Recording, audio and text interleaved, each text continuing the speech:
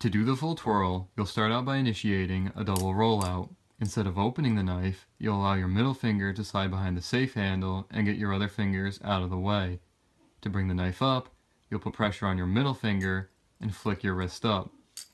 From this position, you'll transfer the safe handle from your middle and pointer finger to your middle and ring finger and let the momentum carry the knife all the way up.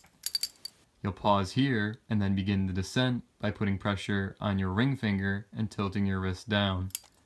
While the knife is coming down, you will transfer the safe handle back to your pointer and middle finger. You'll allow the momentum to bring the knife all the way down and add the rest of your fingers to the safe handle. You may add your thumb for added security if that helps. To open the knife, you'll swing the bite handle out like normal. To do the full twirl to close position, you'll follow these same steps. Instead of doing a double rollout and then initiating the trick, you'll simply swing the bite handle out once and then initiate the trick.